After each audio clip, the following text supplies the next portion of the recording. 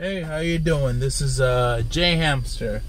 I'm here to do a reaction video to part 2 of it. 6ix9ne is already a legend, and I figured, you know, I'd do this, and then I'm gonna do the other part for the Eminem video that they had the discussion with Gully Boy from the previous season. So, you know, with all that being said, I just wanna get it done, get all these things working well, you know, and yeah, let's finish up. Been talking, it's been long overdue, just had a lot of technical difficulties dealing with a lot of stuff, but I'm here to react and I'm here to talk some bullshit. So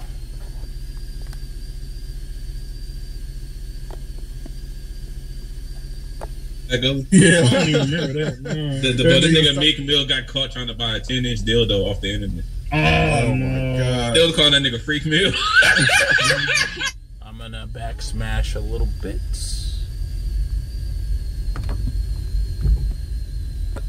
But that dildo, that's really weird. Like, you are a guy from the hood, and you know how they feel about zesty things like that. Why would you? You know what? Never mind. I'm not going to ask. Keep going. Right. Most people don't know that shit was very entertaining. I ain't gonna hell yeah, bro. Because them niggas not gonna fucking fight. Them niggas not. Meek Mill clown bitch ass ain't about to fight nobody. Fucking punk ass, bro. He had all that time. He could have fought fucking Safari when you know what I'm saying, when he was trying to fuck his bitch and didn't do it. So. Man, Meek Mill ain't on shit. This little squeaker. And the best part about that, I would like to speak on that. I love how Uncle Murder sucked on his cock back in when he did that wrap up about how Safari was scared and all that. I'm like, dude, you jumped Safari, a guy who's not really that kind of guy. For some strange reason, I've noticed Uncle Murder's triggered by Safari. I don't know what Safari has done to piss off Uncle Murder, but he hates him. But yeah, I've noticed that. Like Meek Mill didn't get no fucking points. They didn't even jump him. Like, so I was like, well, my shirt's not dirty. My shirt's not dirty. My face is cool. So I don't know what the fuck y'all thought y'all did, but y'all didn't do it. And I fucking agree with him. Ass nigga. But he ain't on shit, bro. Seriously. Hey, bro, I know shit about him. That nigga's a loser. But that nigga be taking so many L's, bro. And I don't be wanting the nigga that freak Mill shit. I can't ever forget him for that. When he was training, people was calling him Freak Mill. Did you hear about that, Go? Yeah, I don't even remember that. The nigga Meek Mill got caught trying to buy a 10-inch dildo off the internet. Oh my god! They was calling that nigga Freak Mill. That's the new bird, man. They just fucking talking about. And that nigga got checked by academics too, bro. Hell yeah, bro. Academics. Meek Mill he gotta just chill and relax somewhere, bro. Like, chill out, bro. Academics is one of the biggest punk made ass niggas on the internet, and to get checked by a nigga that got shut the fuck up quick as fuck. I forget who the fuck it was. I think Vic Mensa was right in this nigga face and was telling this, clowning this nigga, bro. And academics just looking and agreeing with him, like, yeah, I did say all that. I apologize. I'm like, bro, what? Now, I'm gonna have to speak on that because it's very interesting. You mentioned that point. Now, academics had to say that. Period. It don't matter. Vic takes the W for that moment in everyday struggle. Academics had to say that he was wrong because he was speaking on a community that he does not live in, and he was making light of a situation that should not have been made light of, and that was what people who live in Chicago go through on, let's say, a daily basis. Academics had no choice but to do that. Period. So you can call it being checked, but he had to do that. You can call it being punked out, but he had to do that. Because maybe coming from Vic Mensa might not mean something, but somebody in Chicago had to say it. And with G Herbo and a lot of other people in Chicago, they appreciated that. Because it was, they were not supposed to be made goofs of. I don't feel bad because them niggas is committing crimes, period. But, you know, from them to feel that way, academics had no choice. Because you're speaking on gang culture that you know nothing about, and you're not in the same community as them. So he had no choice. But to really say that he's getting clowned, you gotta be honest about that. Then I'll get further into it. The fuck, nigga? Like, Vic that was a funny ass moment too, bro. I'm like, what the fuck, nigga? I had a cheater with that nigga. I'm like, bro, don't be talking to me like that, my nigga. And then the co-host wasn't no better, nigga. Especially Joe Budden. He was like, damn, I want to hear more. Like, damn, you ain't gonna, hey, bro, you can't be talking to my co-host. That nigga Vic. Now, to correct Gully Boy on that, yeah, he should have did it that day, but I figured Joe was letting this be a teachable moment to academics. And it should have, and it was. You know, so that's why Joe didn't say anything initially. But when Vic Mensa started using it as a press run, then Joe was like, all right, you gotta chill before I start saying some shit. So Joe was defending academics later on, but definitely that day he did not have academics back. And that's fine. It was justified. Let's be honest about that. Let's be honest. But you also got to be honest, because you're saying, well, he got clowned by Vic Mensa of all people, blah, blah, blah. At this point, Vic Mensa is a joke. And now academics is using that and his platform to make a joke out of him. So Vic Mensa now, and it sucks where Vic Mensa has fallen compared to where he was in 2013. Him and Chance the Rapper were promising people. And while Chance can still have a chance of a comeback, Vince can't. And that really sucks. Like, I honestly think you a bitch ass nigga, to be honest. Yeah. It was funny. Says the guy who was rapping in a dress. And I'm talking about Vic Mensa. Yeah. I would slap the shit out you for real, though, nigga. And to that point, Gully, Vic wasn't gonna do shit. He wasn't.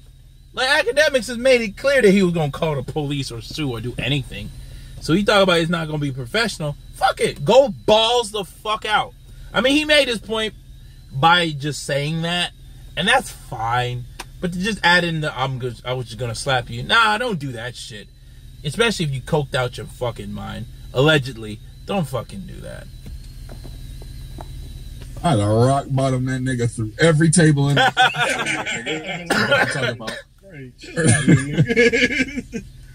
But that 6ix9ne shit, bro, nigga, the fucking rap game needs a fucking villain like that. Lil Pump tried to be a villain like that, and it didn't fucking work because that nigga was, you know what I'm saying? That nigga, he did? Yeah. Lil Pump? I don't even. I forgot all about that nigga. Nah, that nigga shit. We all did, Gully. He killed off his own career, bro. He fucking with that little Donald Trump shit he was doing. But that right there was the nail in the coffin. You just going out there, and I wouldn't say cooning because he's not black, but just going out there making a fool out of yourself, and Donald Trump not even saying your fucking name right, like Little Pimp, like what the fuck? Like, bro, you are embarrassing yourself. And you had some shit to say about Donald Trump back in 2016, which made this whole thing wild. You were just an open clout chaser. And while I don't necessarily agree with the 1985 effect yet, I will agree that Lil Pump, if anything was going to happen to Lil Pump's career, it was his own doing. What Trump called that nigga again? Lil Pimp. Lil Pimp, yeah. Yeah, I do remember that. Yeah, gosh, dog. Son, that nigga, and he just went with it. But 6ix9ne is unable. Like, I don't think the niggas understand or get it.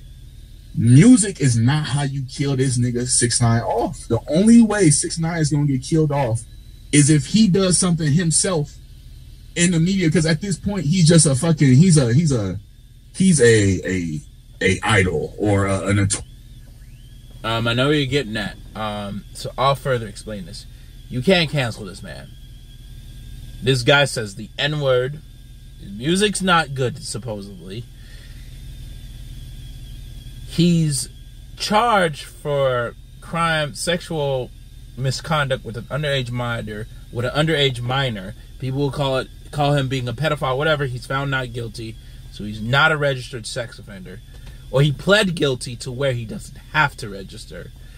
So it's just, you know, so, but you can put that stamp on him because there's the video, the photos, and the actual police report with the young girl. So there's that. 6ix9ne has went on record admitting that he beat the mother of his child, Sarah. That there's no way of canceling this guy if he wasn't. The guy is already canceled if he's not canceled yet.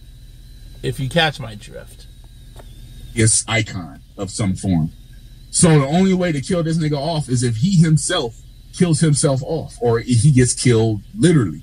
I think if he dies, he'd be even more revered. Hell yeah, nigga. Yeah, I agree. He's gonna be a martyr. That's a fact. Because once 6ix9ne dies, there's gonna be like 5 6ix9es in his place. Like, people are already saying that CJ, the guy who did Whoopty and got a hit off that, could be a potential 6ix9ne. And, you know, there's been some stories about him. In his case, Trap Lord Ross did a video on him. So, you couldn't tell. Bro, take fucking X's popularity, multiply that shit by fucking 2. That's what the fuck happened as soon as this nigga died, bro. Everyone was on this nigga the entire fucking year. And that's crazy when you mention X culture. It's so crazy because of the fact that X had that domestic abuse allegations against Jania and the things that were said in that course. Now, granted, you know, she dropped the charges for whatever reason, but things have been revealed that X really was fucking with the evidence. Granted, you know, he's dead, so there's nothing they can do about it. But, you know, I don't blame people who hate XXXTentacion or clown him after his death. Primarily because what he did was wrong. And while I'll respect Jania and not clown him myself, and I'll still listen to his music, I can't get mad at people who can't fuck with him because of how he treated that woman and the lengths he went to when he was treating her the way he treated her. I can't do that. You know, I can't be mad at those people. They deserve to be mad. And X fans have to understand that shit. Heard about was X this, X that. X is better than Tupac. X is fucking was really the best rapper. X this. No one's really talking about it now because, you know what I'm saying? Yeah. You know what I'm saying? Niggas are fucking hype beasts. But you know, that year, Juice WRLD, same shit, Lil Peep, same shit. Hey, Lil Peep was the best. Yeah, it's gonna be bigger when that nigga 6ix9ne die. Oh, absolutely. Niggas gonna become. They gonna admit he's a legend when he dies, bro. Yeah. He's gonna be an infamous legend, but more so, 6ix9ne definitely gonna have a biopic in his name, and that's a fact. I'm already saying that he pretty much is a fucking icon. I agree. Sadly. He gotta be he is the most talked about nigga in rap. Like, because like what you just said, whenever he does, let's not get too crazy, Gully boy. Everybody's talking about it. Exactly.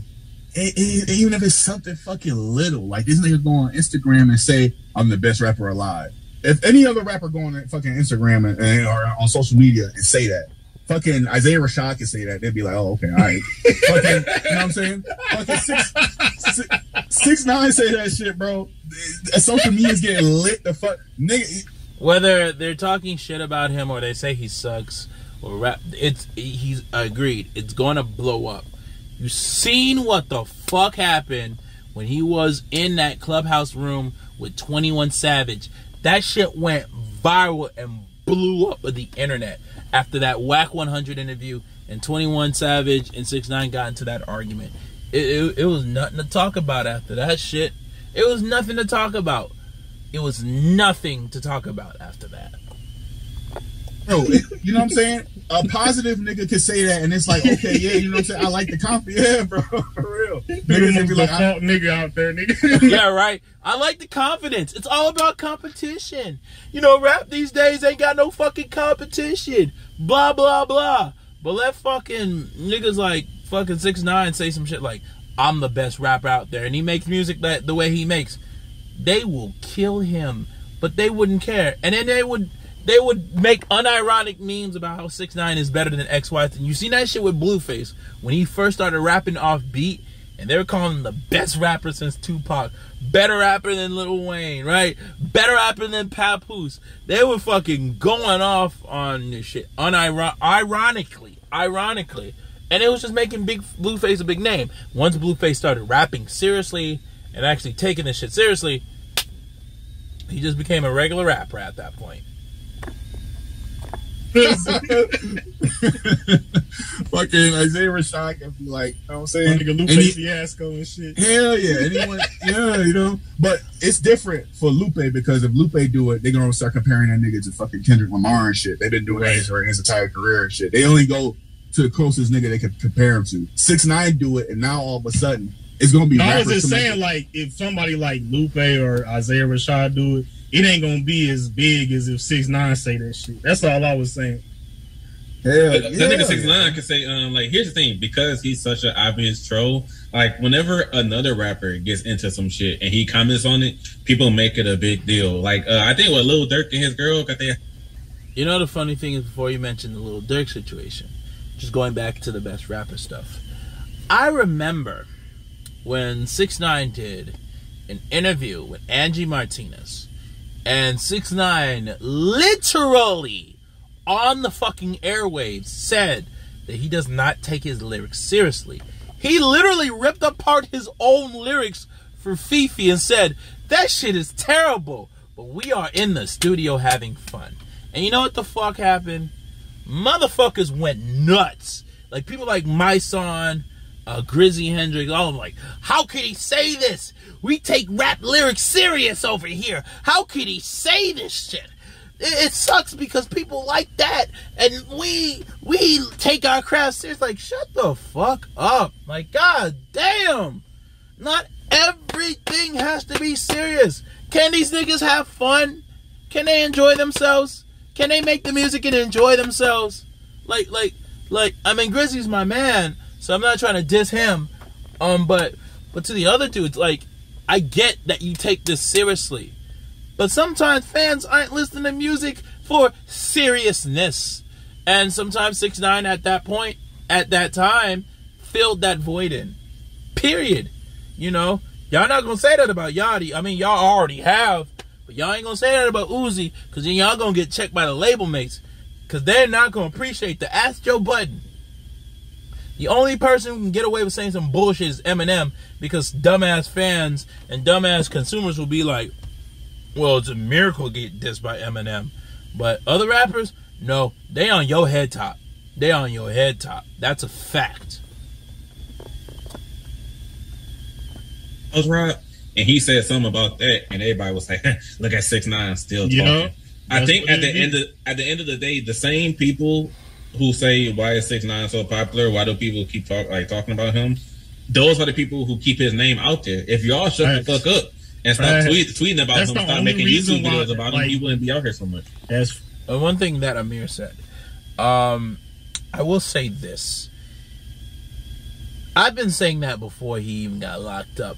I've been saying this about the clout chase, the clout chasing social media stars, like, let's say Woe Vicky, Rice Gum, all of them.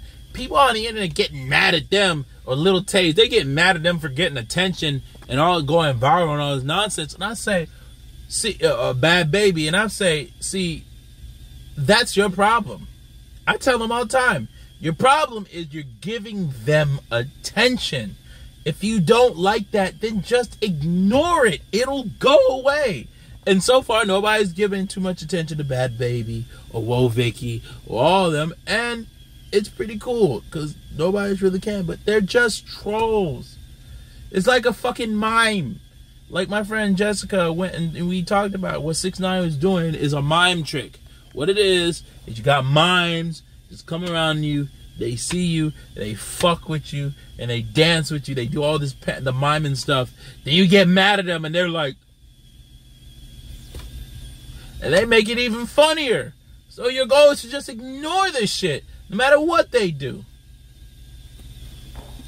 But people don't do that. Now people are saying that because he snitched, but y'all should have did that before he got all that attention. And that's a fact.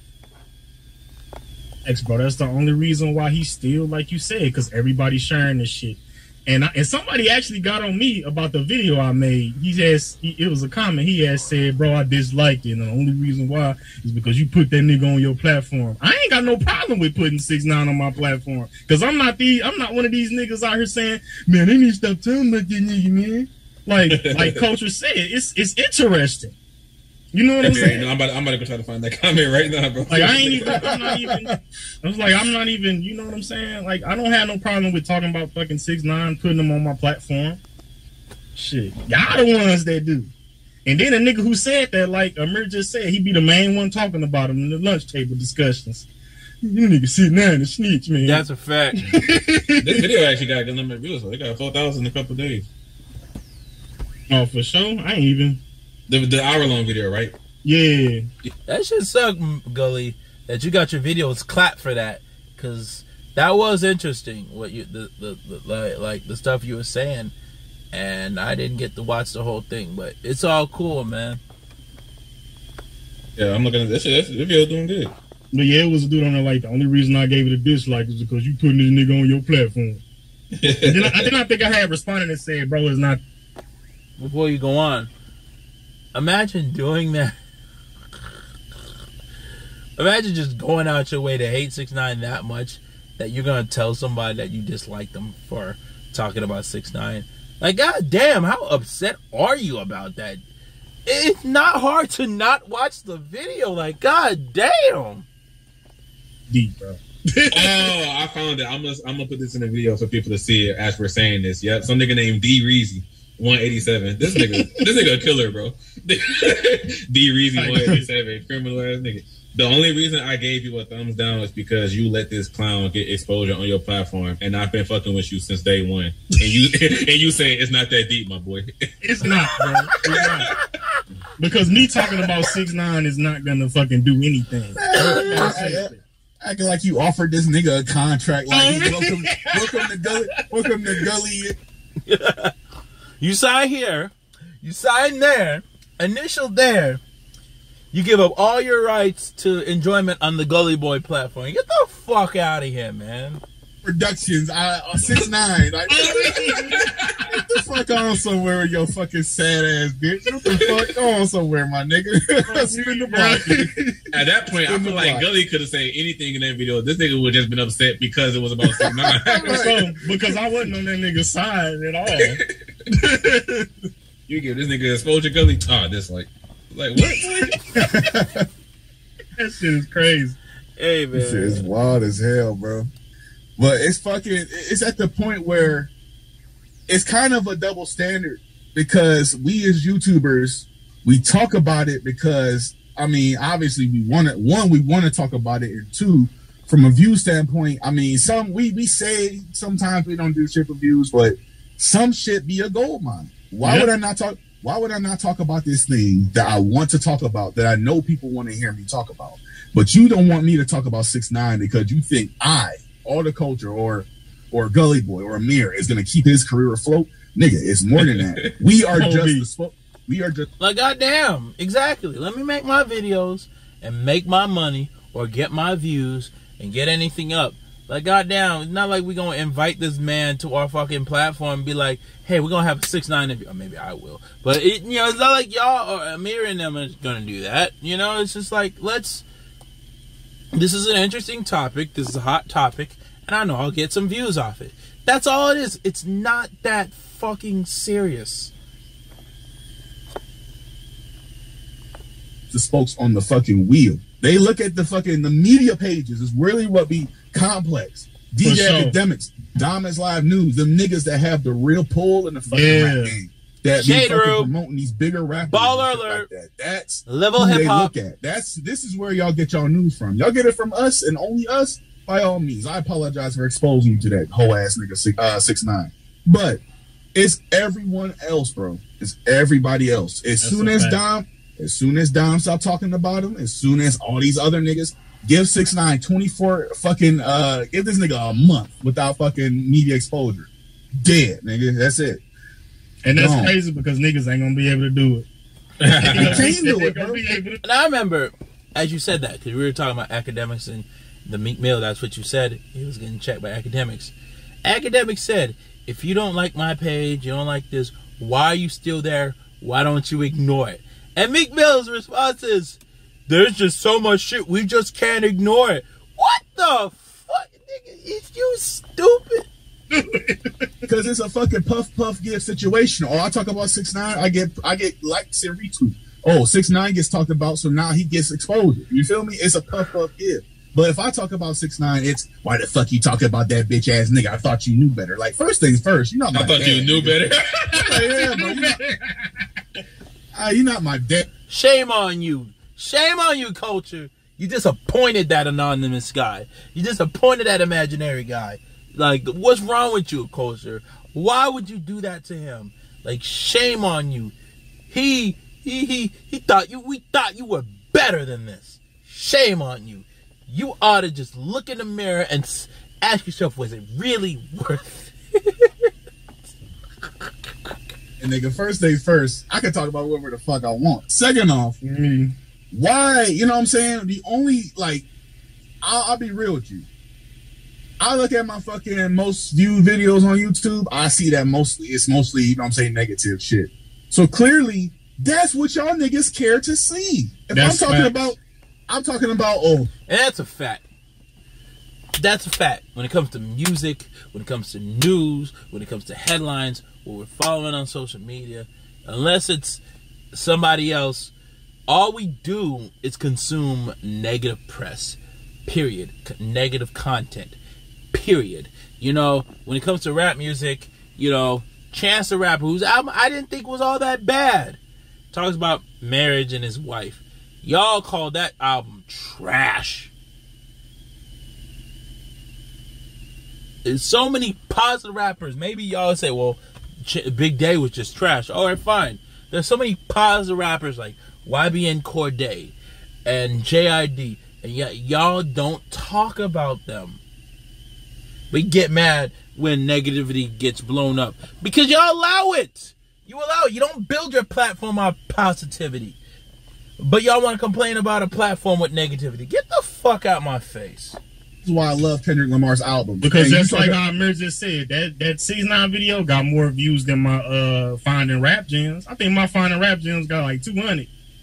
That's a crime. 6ix9ne shit got 4,000. Like, you right. Niggas, yeah, that's one thing we all learned that at some point. The negative videos always get more views than the positive ones. On me. So the niggas who be like, you putting it on your platform, you ain't supporting me no other way. Only if I'm talking about negative shit. So them niggas ain't watched the past 6 videos, but they show up for this show. Shut your ass up, nigga. Grab your popcorn and noodles and fucking get back. And here's the thing, they know they gonna watch it. It's not like they clicked on the video just to comment that and leave. You about to watch the video. Facts. Exactly. The fucked up part is that when we make a positive video, if I'm fucking reviewing a rapper, you say, or niggas be talking about, oh, you know what I'm saying, these niggas need exposed. Like, you know how Gully Boy be doing hidden gem shit. Like, perfect example. We talking about niggas, you know what I'm saying? We giving niggas a spotlight. Y'all don't want to check that shit out, but y'all been asking for it. Y'all been bitching and moaning.